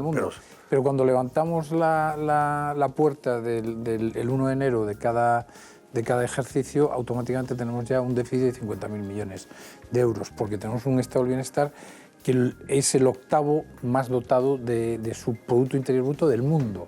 Es decir, que más destina del su PIB a mantener el estado del bienestar. Y la primera partida son los pensionistas, que lógicamente están quejosos y es muy complicado conseguir mejorar las pensiones, va a ser muy complicado. En todo caso, España tiene una deuda de todo su PIB entero, que es una deuda que evidentemente se vino acumulando en los últimos años, pero que la economía nunca es de la noche a la mañana. Es decir, tú arrancas situaciones de bonanza mucho antes de verlas y arranca situaciones de crisis mucho antes de verlas. Entonces, un poco como las enfermedades cuando están mal diagnosticadas. Con lo cual, si corremos el riesgo de volver... Yo no creo que España sea un país con una fiscalidad baja. España tiene una fiscalidad de las más altas de Europa. Y lo único que ocurre es que a lo mejor... Es decir, el ciudadano normal está bastante... lo crujen con impuestos en este país. Muchos impuestos. Normalmente una persona que gana más de 60.000 euros ya está pagando por encima del 30%. Es que no solamente lo que pagas con el IRPF, es todo lo que pagas en el día a día. Todo lo que pagas en el día a día. Y yo, esto de las transacciones comerciales, por ejemplo, o los impuestos a las tecnologías que hablabas tú, me parece, Luis, es que al final todo eso va a repercutir en el cliente que compra a través de Amazon, del otro tal, va a pagarlo. Y cuando le pongas un impuesto a la banca va a repercutir en el cliente. Antonio, todo es así, el diésel lo pagamos todos, seas trabajador o no seas trabajador, todo el mundo sueldo lo paga, el que se desplace para ir a su trabajo y el que se vaya de paseo. Es que es así, todo eso lo vamos a pagar. Y no quiero sonar, de verdad lo digo, no quiero que suene populista, lo digo con total sinceridad. Creo que aquí no estoy de acuerdo en absoluto, aunque solo sea Paul Krugman, que por cierto, tú lo has señalado, es Premio Nobel de Economía. Hay decenas de economistas, siempre me asombra ese hecho. decenas de economistas que defienden lo mismo que está defendiendo, por cierto, otra economista respetadísima hasta que ha sido miembro del gobierno de Sánchez, que es Nadia Calviño, que era la directora general de presupuestos de la Unión Europea. Digo, hay muchos economistas, muchos, es verdad que no son mayoría porque en general los think tanks, los grandes centros económicos, etcétera, tienden a ser liberales. Pero aquí hay una buena parte de la doctrina y de la económica que defiende que hay una economía que debe estar al servicio de los muchos frente a los pocos. Tú antes has mencionado al presidente ya saliente del BBVA. Sí, bueno, pero es que el presidente, porque es el último que ha hecho declaraciones. Sí, claro, pero lo has mencionado explícitamente. Francisco González se subió el salario y se subió el salario en el 17, el último año completo, un 18%, para ganar, voy a dar la cifra exacta, 5,79 millones de euros en el año 17. Bueno, bien, pero quiero decir que para que sepamos también poner las cosas en perspectiva. Y se sube el salario un 18%, sus accionistas, sin duda. Bueno, pues los accionistas del Estado, los accionistas del Estado somos todos, Antonio, somos todos. Y es verdad, ¿de dónde sacamos el dinero? Me da, a lo mejor, es en la acción y el Estado no, en ese sentido. Sí, pero pagan otras cosas, pero no hay hechos innegables, por ejemplo, que existen muchísimas empresas públicas, por ejemplo, por poner un ejemplo, que son deficitarias y que hoy por hoy no se entiende que todavía sigamos sosteniéndolas, es que son, entre otras, las mayorías deficitarias. Como hay otros hechos ciertos, por ejemplo, en España, para el cálculo de la pensión, utilizamos los últimos 20 años. En la mayoría de los países de nuestro entorno utilizan toda la vida laboral. Lógico, hay cosas que se pueden ir encajando y que se pueden ir remodelando de alguna manera, que tengamos otras reformas necesarias ahora mismo. Y luego hay, otro hecho cierto, no confundamos, por favor, España no tiene nada que ver, o la política económica de España no tiene nada que ver con la política económica que está manteniendo Italia, por la sencilla razón de que hay un Salvini que no quiere pagar la deuda, y aquí lo que tenemos es una ministra que no es sospechosa en absoluto de no cumplir con sus tareas en Europa. Es que lo de Italia nos va a arrastrar a todos. Bueno, señores, tenemos que hacer una pausa. Arrastrar será por ellos, no por nosotros. Pero para arrastrar a todos, Italia. O sea, que esa es otra, eso es a más. Son condiciones económicas externas que de luego no favorecen la situación interna de España en estas circunstancias. Bueno, vamos a hacer una pausa. Tendremos tiempo, sin duda, de ir evaluándolo a la medida en que se irán conociendo los detalles de los presupuestos y las posibilidades de que salgan adelante o no con esas medidas concretas. Hacemos una pausa y volvemos. Venga, hasta ahora mismo.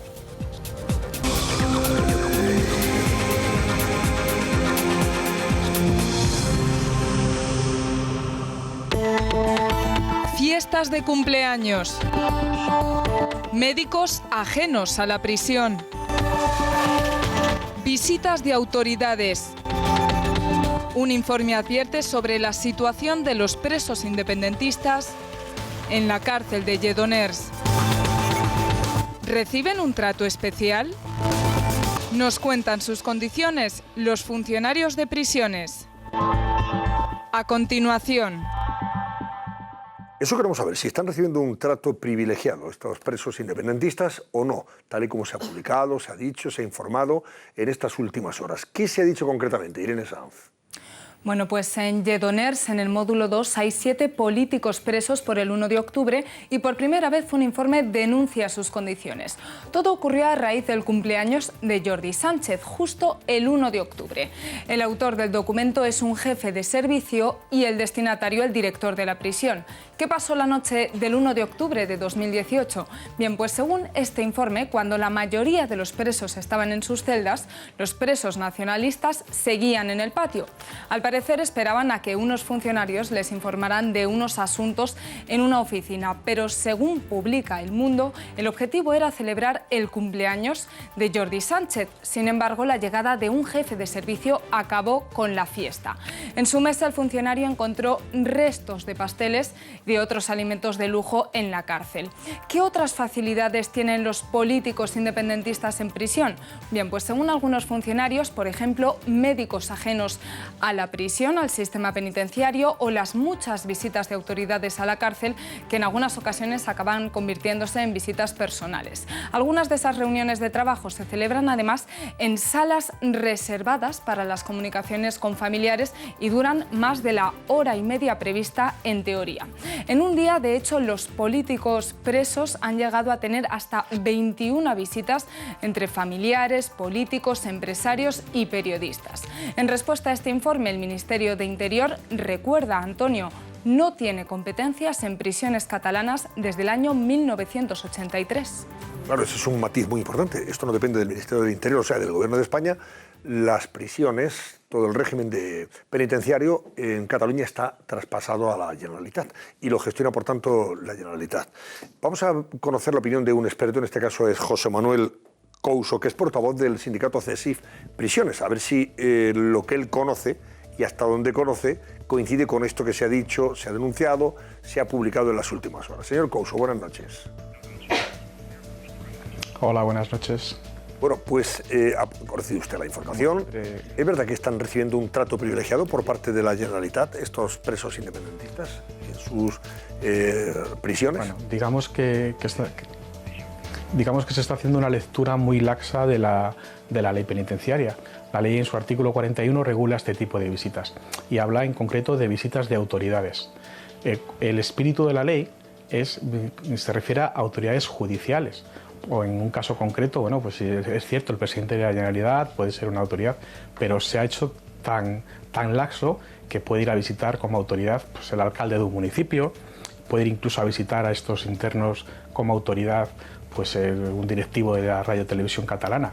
Entonces, no es ilegal, no es ilegal porque ciertamente son autoridades, pero hay una lectura, a nuestro entender, bastante laxa de la ley y del reglamento penitenciario. O sea que entonces puede visitar quien quiera a estos presos, puede recibir 21 visitas en un día sin despeinarse, vamos, cualquiera de ellos, ya sean médicos, fuera de la prisión, porque se sienten un poquito mal, amigos, etcétera, etcétera. No, en ese tema no. Estamos hablando de autoridades. Las visitas de los profesionales médicos están regladas. Cualquier interno puede recibirlas. En este caso me refiero pues eso, a autoridades. Parlamentarios, miembros de corporaciones locales, televisiones, en fin, eso es lo que consideramos que, hombre, pues que no es ilegal, pero que bueno, como mínimo es algo excepcional. La pregunta hágansela ustedes de este punto de vista. Si todos los internos de esa prisión recibieran las mismas visitas que reciben estos internos, no sé cómo lo podrían hacer. Y en principio todos los internos, no solo de las prisiones de Cataluña, sino del Estado español, tienen derecho a recibir visitas de autoridades, si así los consideran oportuno. Pero imagínense ustedes 20 visitas diarias por cada interno español o por cada interno que depende de la Generalitat catalana. Eso sería absolutamente inviable. Y es una situación pues totalmente excepcional. Sin ser ilegal, repito, no se comete ninguna ilegalidad. Si se cometiera una ilegalidad, el sindicato CESIF sería el primero que debiera denunciarlo. Lo que sí estamos reconociendo es que, bueno, que son situaciones que distan mucho de la rigidez de los centros. Le pregunto, señor Couso, se ha publicado también que ha habido un trato de favor, en el sentido que se les ha dejado libertad en los horarios, que no tiene nada que ver con lo que el reglamento exige a otros internos, o por ejemplo en el tema de la comida, que reciben comida de fuera con asiduidad, con naturalidad y con bastante generosidad. ¿Eso es así o no es así? Hasta donde ustedes saben y conocen, ¿eso se produce? ¿Eso sería legal en cualquier caso? ¿Cualquier interno puede recibir comida de fuera todos los días de un restaurante? No, eso es absolutamente ilegal, no se puede producir. Si se produjera sí que sería una ilegalidad. Los internos pueden recibir comida reglada por los demandaderos de los centros, pero la comida que reciben es una comida determinada. No puede un interno encargar una mariscada en la marisquería Pepito, ni puede encargar un asado en el asador de no sé cuál. Entonces, eso no, ya le digo yo que eso no es cierto, porque eso sí que supone una ilegalidad. Sí que es cierto que en un momento determinado se pueda pasar la comida que autoricen los demandaderos, o que puedan pasar los demandaderos, el servicio de demandaduría, o lo que se pueda comprar en el economato. Si se diera la situación de que pudiera pasar cualquier otro tipo de alimentos, eso sí que es una situación de privilegio y sí que sería absolutamente denunciable y naturalmente sería ilegal. Nosotros no tenemos conocimiento de ese hecho, sino ya le digo que lo hubiéramos denunciado. Entonces, lo que sí tenemos conocimiento es del elevado número de visitas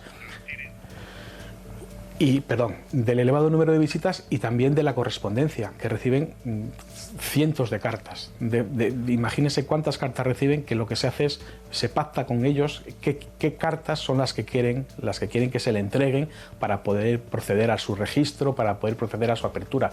Y el resto de las cartas, de los cientos de cartas que no se les entregan, se guardan en una dependencia, y cuando salgan en libertad, pues se les entregará, o cuando salgan a la calle se les darán. Pero hasta ahora, pues eso, digo, también hay otra ingente cantidad de correspondencia que está entrando en las prisiones, y bueno, que es otro de los problemas que también estamos denunciando. Bueno, por tanto, a usted, como portavoz en este caso de un sindicato, el CESIF de prisiones, ¿no le consta que tengan un trato privilegiado o de privilegio respecto a otros internos, estos presos, estos internos? A nosotros, como portavoz del sindicato, nos consta que tienen un trato excepcional con respecto a otros internos. Ya le digo, ¿pero excepcional qué significa? De comunicaciones sobre el elevado número de correspondencia. Perdone que le insista. Sin rayar la ¿Excepcional legalidad significa es un trato de favor o no de favor? Pues yo casi podría considerar que es un trato de favor. O sea que sí, entonces, algunas de las cosas que se han dicho y se han publicado o informado, sí se corresponden con la verdad, ¿no? Son ciertas, en ese sentido. Corresponden con la verdad. Insisto, sin caer en la ilegalidad. Sí. Eso es lo más importante de todo esto, no es ilegal. Bueno. Pero le vuelvo que es la reflexión que hacemos nosotros. Si todos los internos de esta cárcel recibieran ese número de visitas, que en principio podrían o tendrían las mismas posibilidades de recibirlas, imagínense ustedes qué ocurriría o qué pasaría. Cientos Sería ingobernable. de diarias, eso es absolutamente... Claro, es absolutamente ingobernable. Si lo excepcional que es que unas personas reciban esas visitas y que otras personas no las reciban, bueno, se puede considerar como trato a favor o cada uno puede darle la valoración que considere, pero nosotros consideramos que como mínimo hay una situación que es de diferencia con respecto a otros internos. ¿Qué sabe usted del ánimo de estos reclusos, de estos internos, desde el punto de vista anímico, cómo se encuentran? Nada, se encuentran bien. Jordi Sánchez cumplía otro día años, celebraba ese cumpleaños. Sí, sí, pero ya digo, se encuentran bien, se encuentran integrados en la prisión, realizan las actividades que corresponden, no tienen problemas ni de trato con otros internos, incluso su trato con los funcionarios es más que correcto, o sea que no hay ningún problema en ese aspecto. Señor Couso, le agradezco su presencia en el Cascabel. Gracias y muy buenas noches. Gracias. Portavoz del sindicato antes de que me corte usted, ¿me da un segundito? Por supuesto. Sí, mire, es que se lo agradezco mucho. Es que mañana vamos a hacer una rueda de prensa en la que vamos a comunicarle a todo el Estado español que los funcionarios de prisiones nos vamos a poner en huelga. Una huelga general que se hará el 24 y el día 26 de este mes y varios días del mes próximo. Entendemos que este gobierno nos está dejando absoluta y totalmente de lado. Nos ha hecho una serie de promesas respecto a la subida de emolumentos y a la equiparación con el resto de los colectivos de nuestro ministerio, como es la Policía y la Guardia Civil, que no están cumpliendo y no van a cumplir. Y entendemos que al final tenemos que tomar esta determinación. Y esto pues bueno, va a producir una serie de disfunciones en el régimen de las cárceles, pues ya le digo, el 24 y el 26 de este mes, y el día 6, el día 8, el día 13 y el día 19 del mes que viene. Entonces bueno, pues ya anunciárselo a ustedes en primicia. Pues que consigan ustedes sus pretensiones, desde el punto de vista laboral. Además, si estaban prometidas, es lo lógico. Seguiremos con atención esas huelgas. Gracias, señor Couso. Gracias, noches. Bueno, pues esto al hilo de esos supuestos privilegios, él dice que entra dentro todo de lo legal, es excepcional, es trato de favor, pero no es ilegal. Yo estoy absolutamente convencida de que si un sindicato como el CESIF, que es el más importante que es de los funcionarios en las cárceles, que tiene una fuerza tremenda y que está en todos sitios, estoy convencida de que si vieran que se están produciendo situaciones de ilegalidad flagrante, serían los primeros en denunciarlos. Yo creo que además son ellos el termómetro perfecto para detectar cómo está. Es cierto que se roza de alguna manera la legalidad, aunque no se cumple, al admitir tantísimo nivel de visita como si fueran autoridades. Pero es que es verdad que, claro, que al resto de presos no le van a ver todas las autoridades de Cataluña como les van a ver a Jordi Sánchez o a Junqueras, ¿no? Por lo cual, pues la situación también es complicada. Las afirmaciones del señor Couso y la descripción que ha hecho de la situación me plantean muchas dudas. Trato de favor es igual, me parece, o puede ser igual, al menos eso tendría que estar sujeto a un minucioso análisis, a ilegal. En la medida en que en una prisión hay un trato de favor hacia unos prisioneros, no se está cometiendo una ilegalidad. Presos. Presos. No sé. Él ha dicho bien claro que no es ilegal. Bueno, no solamente lo dice él, sino que... Oye, hay una cosa que sí me interesa, perdón un momento, porque se ha publicado y ha habido mucha polémica en estas últimas horas, y bueno, ha generado polémica porque se trata de una entrevista que se le hizo a Junqueras, que está, como sabe todo el mundo, es uno de sus presos, en Informe Semanal. Y no tanto porque se le haga una entrevista, porque lógico, yo también podría hacérsela. Otros medios se lo han Exacto, y se lo han hecho, sino por digamos, la pastuña entrevista que se le hace al señor Junqueras, en el que no se le prácticamente reprocha absolutamente nada. No sé si lo habéis interpretado así. Y eso es lo que se ha criticado a Informe Semanal, no sé si conocíais. Se ha criticado incluso la propia emisión, ¿no? Ha habido mucha gente que ha dicho que por qué un canal público, lo cual a mí me parece le damos un exceso, a un golpista, ¿no? decían, sí. Es evidente que tiene un valor informativo en sí mismo una entrevista con un preso como Oriol Junqueras. Y sí es verdad que también ha habido gente que... Pero yo, francamente, creo que ha sido más la crítica al hecho de que la televisión pública diera cabida a la entrevista que no tanto al tono de la propia entrevista. Que está dentro del interés. Yo te decía que preguntaras por el estado de ánimo de Junqueras, porque a mí lo que me han transmitido hoy desde la cárcel es que Junqueras está de alguna manera manteniendo un tono muy introvertido, muy ascético, muy... es muy encerrado en sí mismo, mientras que es Sánchez el que está un poco organizando todo este trasiego de visitas de autoridades, el que está organizando y el que está en un tono más alto, ¿no? Esto es lo que me transmitían a mí hoy desde la prisión. Hombre, en prisión la gente tiende a deprimirse, pero casi todos, no solo... Claro, pues eso es... Yo tampoco conocía a mucha gente, pero alguna persona que sufrió la prisión lo pasa mal. Dijeron, es que no me deprimo, pues claro. ¿Cómo no? Oye, vamos a ver, Lucía Crespo, ¿cómo está? Antes de pasar repasar las portadas de mañana, o de hoy ya, martes, cuéntanos, ¿cómo va ese barómetro? Ya que hemos planteado una pregunta que nos parece muy interesante, en la medida en que esas elecciones no va a ganar nadie por mayoría absoluta, creemos en Andalucía, y probablemente tenga que gobernar o el Partido Socialista apoyado por Ciudadanos, o el PP apoyado en Ciudadanos, si la aritmética suma, si la suma de ambos diera esa posibilidad. A ver, cuéntanos, ¿qué prefieren los espectadores del Cascabel hasta esta hora? Pues a esta hora, muy prontito, resolveremos lo que es el resultado del barómetro. Lo cierto es que están participando mucho nuestros espectadores y yo les voy a recordar la pregunta para que lo continúen haciendo. ¿Qué coalición de gobierno cree que gestionaría mejor el futuro de Andalucía? ¿PSOE y Ciudadanos o PP y Ciudadanos? Como digo, los teléfonos continúan abiertos, en breves minutos lo vamos a desvelar. Y ahora, Antonio, si te parece, voy a leer dos tuits de dos seguidores en redes sociales. Nos dice un seguidor, pues nada, seguid votando PSOE y Podemos y vayamos a los niveles de paro a los que nos llevó Zapatero, a ver si aprendemos de una vez. Parece que a los españoles nos tienen que dar palos y palos y seguimos sin aprender. Nos dice otro seguidor, ¿por qué se extrañan de que las encuestas den como ganador al PSOE en Andalucía? Para eso sirve la red clientelar que han ido tejiendo con el dinero de los ERE, que luego es donde más paros hay. Pues ellos sabrán. Bueno, pues precisamente gracias, Lucía. Luego volveremos, pero antes ya repasamos las portadas y precisamente ABC, todos los periódicos hacen eco, lógicamente, de ese adelanto electoral en Andalucía, y la portada la ocupa la presidenta de Andalucía, Susana Díaz. Dice ABC, Susana Díaz se desmarca del efecto Sánchez, pone distancia. La presidenta convoca elecciones en Andalucía el 2 de diciembre para evitar contagiarse del desgaste de Moncloa y eludir la inestabilidad del resto de España. Y también lleva a su portada ABC este asunto tan lamentable desde el punto de vista ético, estético, moral y político del gastarse el dinero en prostíbulos, dinero de una empresa pública, en este caso, dependiente de la Junta, como esa que estaba destinada para formar parados y buscar trabajo a esos parados. Cargos de la Junta de Andalucía se gastaron 32.000 euros públicos en burdeles, en prostíbulos.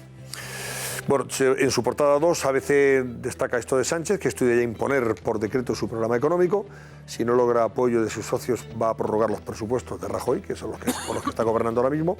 Y Podemos amaga con no avalar las cuentas públicas, o sea, no apoyar en sus presupuestos si el gobierno no incluye sus peticiones. Las peticiones de Podemos me temo que son leoninas, son bastante leoninas. Pues vamos a ver, ya iremos viendo cómo va esa negociación los próximos días. También dice ABC que el PSOE rectifica y bloquea un debate sobre la manipulación de la televisión autonómica catalana en Bruselas, en el Parlamento Europeo.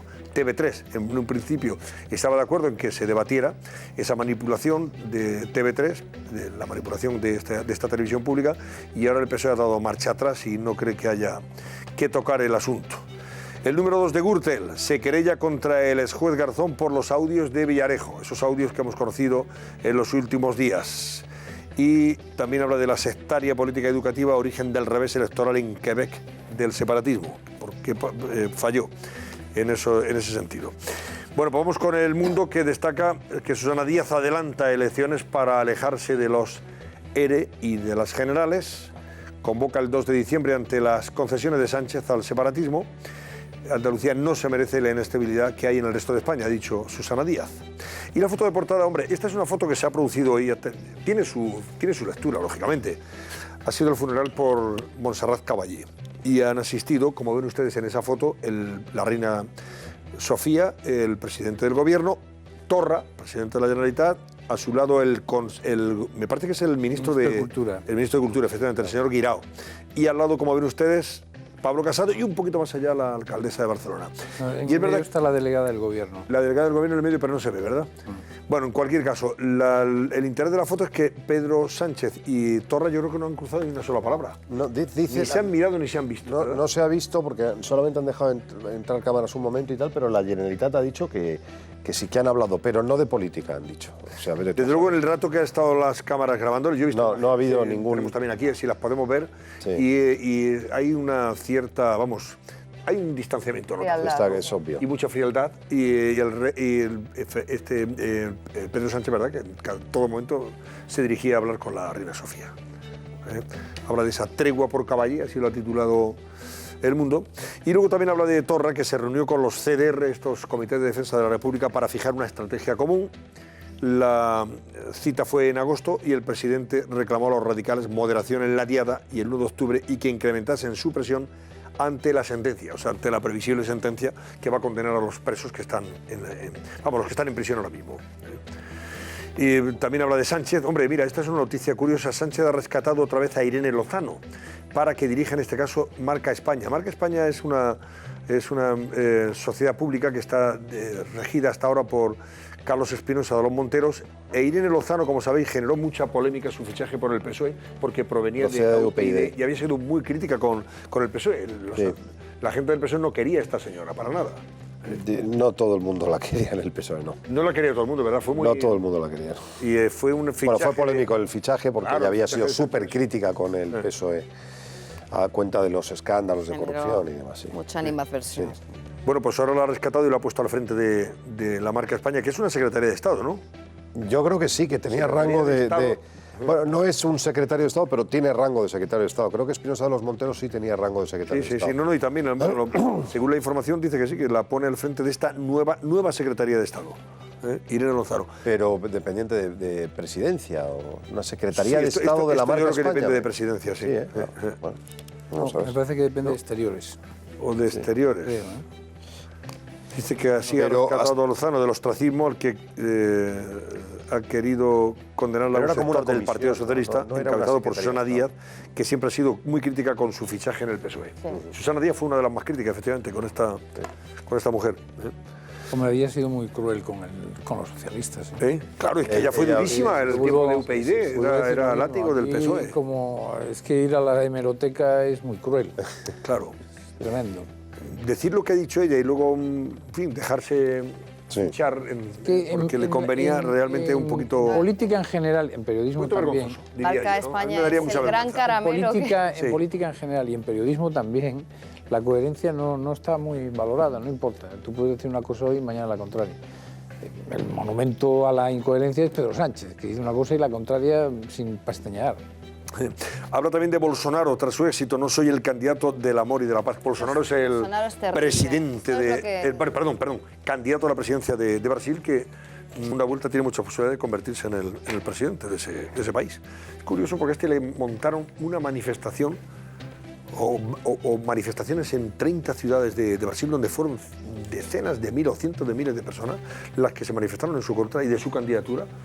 Y al final, yo lo decía antes, la opinión publicada no tiene ningún efecto en el apoyo electoral que ha recibido en todo Brasil.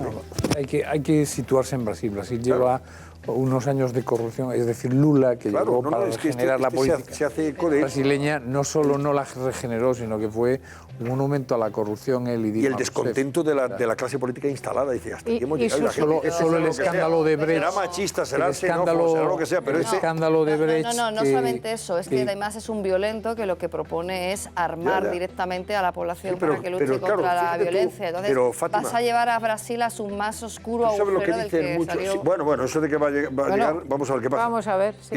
Este señor lo que dice, también entre otras cosas, dice, vamos a ver, pero ¿qué democracia es esta? Donde hay 60.000 homicidios al año, pero ¿qué país puede aguantar eso? Y la solución para eso es armar a la población para que no sé, yo no sé cómo lo hará. Igual, no pero sé. evidentemente, si esa cifra la rebajara a la volvemos mitad, a lo que está pasando en Estados Unidos. Si quieres, y a cuánta gente tiene un arma y cuánta gente... 60.000 homicidios al año. Hombre, si Brasil acabara pareciéndose a Estados Unidos, sería impresionante, maravilloso.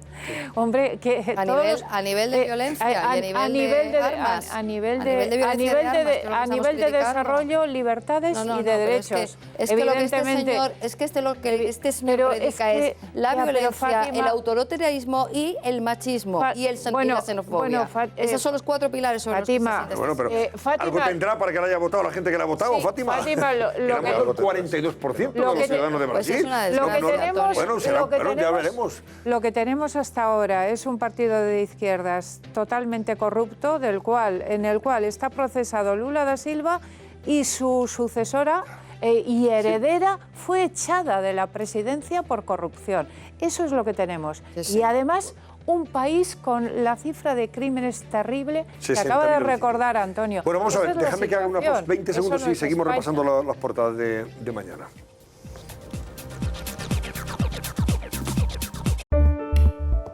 Ya puedes ahorrar en tu factura de la luz como nunca. Bienvenido a los planes a tu medida de Iberdrola.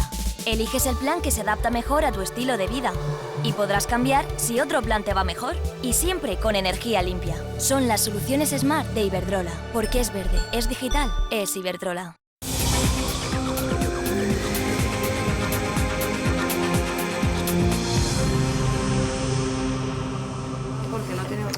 Bueno, vamos a ver, voy con La Razón, que dice que adelanta las elecciones Susana Díaz y convoca a los andaluces el 2 de diciembre. Y según La Razón, Díaz se aboca al desgobierno acorralada por la corrupción.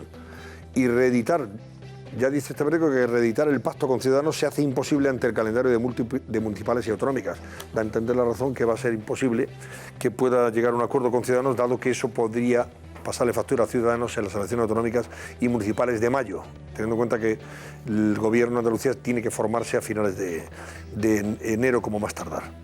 Habla también de los 32.000 euros de las Black de la Junta en un puticlub y la sentencia de los ERE que marcan el anticipo. Más titular de portada, Moncloa ve un farol, Iglesias amenaza a Sánchez con no apoyar los presupuestos, creen que es un farol de Podemos, quiere atribuirse las partidas sociales y mayor protagonismo. Rivera les ningunea, Casado se confía al voto útil y no asumirá el mensaje de Vox mientras Rivera no hace caso. Brasil gira a la ultraderecha sobre el tipo Bolsonaro, que logra una holgada victoria y se perfila como ganador en la segunda vuelta. Y habla también de requiem por el diálogo, foto de portada para Sánchez y Torra en ese funeral por Montserrat Caballé. Y los letrados, que rechazan la delegación de voto que exigía Puigdemont, o sea que no pueden votar los diputados suspendidos. El País lleva a su portada a Susana Díaz. Después de convocar esas elecciones, Andalucía acelera el pulso político con elecciones en diciembre. Susana Díaz anticipa los comicios al día 2 para evitar el desgaste del PSOE y la inestabilidad. Salvini y Le Pen se alían para liderar el asalto populista a la Unión Europea.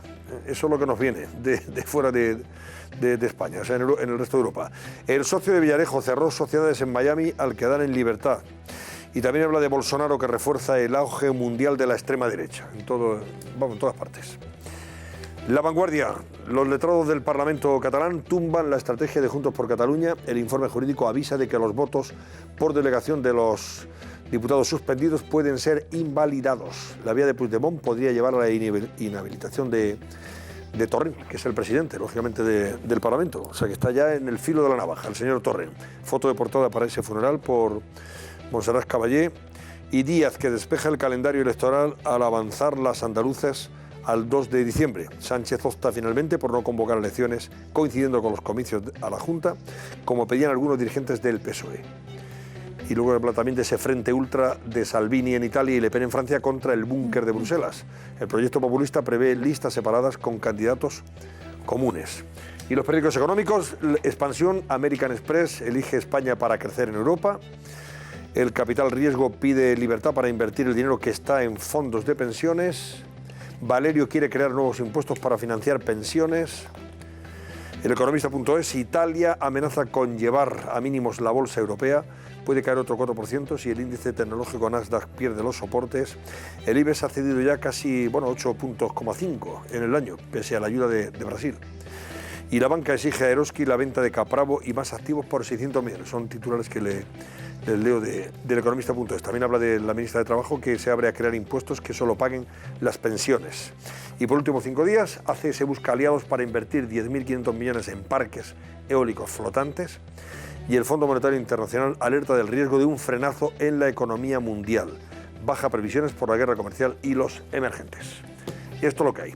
Bueno, pues hacemos la última pausa y enseguida volvemos para cerrar nuestro barómetro, claro está. Hasta ahora mismo.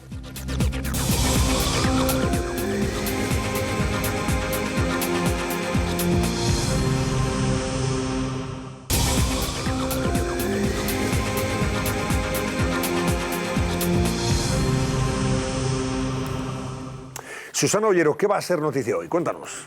Pues sí, Antonio, nuestra agenda de hoy ya martes arranca en el Parlamento. El Pleno de la Cámara Baja Catalana va a retomar la sesión que suspendió el pasado jueves, porque recuerdan, los partidos no se ponían de acuerdo sobre el voto delegado de los diputados suspendidos. Bueno, pues después de llegar a un consenso in extremis, hoy martes se va a votar por fin esas propuestas del debate de política general.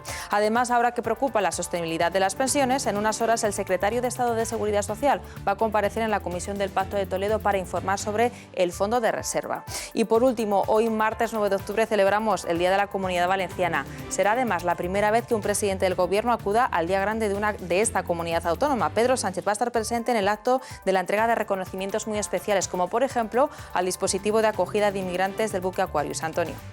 Muy bien, pues todo eso en el día de hoy, ya contaremos por la noche esas informaciones y el barómetro, hombre, ¿cómo ha cerrado, cómo ha concluido? Lucía Crespo. Antonio, amplia mayoría para el no, un 67,4% considera que la coalición idónea para gobernar en Andalucía sería PP Ciudadanos, frente a un 32,6% que considera que sería PSOE Ciudadanos. Bueno, pues ese es el resultado que han creído ustedes y así lo han decidido con sus votaciones. Adiós Víctor Rubido y Edurne Uriarte, adiós Fátima Iglesias y Luis Arroyo. Un placer como siempre. Gracias. Y a ustedes, pues les dejo con un capítulo más del Comisario, que creo que está teniendo un éxito fantástico. Esa reedición o reemisión de una serie de mucho éxito de la televisión en España. El Comisario. Que lo disfruten.